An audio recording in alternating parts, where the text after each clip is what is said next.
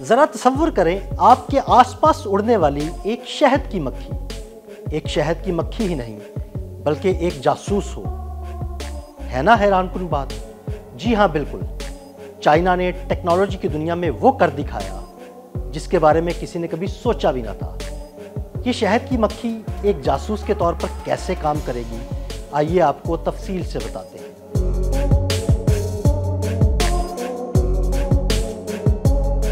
चीन के साइंसदानों ने एक ऐसी टेक्नोलॉजी पर काम शुरू किया है जो न सिर्फ हैरत अंगेज है बल्कि मगरबी हलकों में तशवीश का बाइस भी बन रही है। बीजिंग इंस्टीट्यूट ऑफ टेक्नोलॉजी के मुहक्किकीन ने शहद की मक्खियों के दिमाग में इंतहाई बारीक डिवाइस नस्ब करके इन्हें कंट्रोल करने का कामयाब तजर्बा किया है। इस तहकीक का मकसद महज साइंसी तजस्सुस नहीं बल्कि इसे मुस्तकबिल की जंगी हिकमत अमली और खुफिया मिशन का हिस्सा बनाने की तैयारी है। शहद की मक्खियों पर जो कुदरती तौर पर बेहतरीन पोलिनेटर समझी जाती हैं, अब जदीद साइंसी तकनीक के जरिए साइबर में बदल गई हैं। इन मक्खियों की पीठ पर एक 74 मिलीग्राम वजनी नन्ही सी डिवाइस नस्ब की जाती है जो 3 बारीक सुइयों के जरिए इनके दिमाग में सिग्नल्स भेजती है। इन बरकी तार के जरिए मक्खियों को बाएं दाएं आगे या पीछे उड़ने का हुक्म दिया जाता है और हैरत की बात यह है कि 10 में से 9 मक्खियां इन अहकामात पर अमल करती हैं। इस मंसूबे के सरबराह प्रोफेसर जाओ जी लियांग का कहना है कि हशरात पर मबनी रोबोट्स कुदरती मखलूक की मानंद आला नक्लो हरकत, माहौल से हम आहंगी और छुपने की सलाहियत रखते हैं।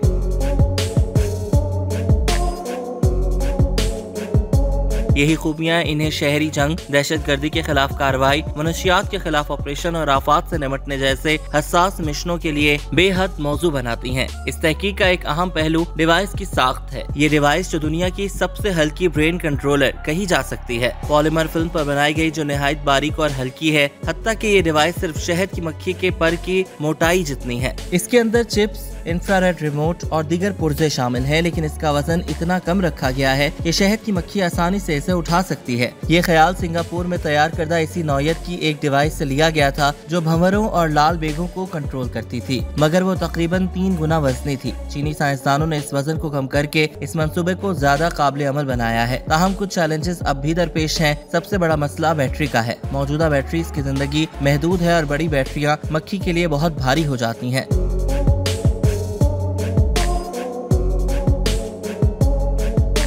इसके अलावा हर किस्म के कीड़े एक जैसे सिग्नल्स का जवाब नहीं देते, इसलिए एक ही डिवाइस हर मखलूक पर इस्तेमाल नहीं की जा सकती। प्रोफेसर जाओ की टीम मुस्तकबिल में सिग्नल्स की नौयत और कंट्रोल तकनीक को बेहतर बनाने के लिए तहकीक जारी रखे हुए हैं ताकि हशरात की नकलो हरकत पर ज्यादा दुरुस्त और बार बार काबिल एतमाद कंट्रोल हासिल किया जा सके। ये पेशरफ्त जहाँ एक तरफ साइंसी तरक्की की अलामत है, वहीं इस पर इखलाकी सवालात भी उठते हैं। क्या कुदरती मखलूक को जंगी मकासद के लिए इस्तेमाल करना दुरुस्त है? क्या इससे माहौलियाती निज़ाम पर मनफी असर पड़ सकता है? और क्या ये टेक्नोलॉजी दहशतगर्दी जैसे खतरनाक हाथों में जा सकती है? ये सवालात अभी जवाब तलब हैं, लेकिन एक बात वाज़ेह है कि साइंस की ये दौड़ अब सिर्फ मशीनों तक महदूद नहीं रही, बल्कि जिंदगी के सबसे नाजुक और खूबसूरत मज़ाहिर जैसे कि एक शहद की मक्खी की परवास को भी अपने दायरे में ले चुकी है।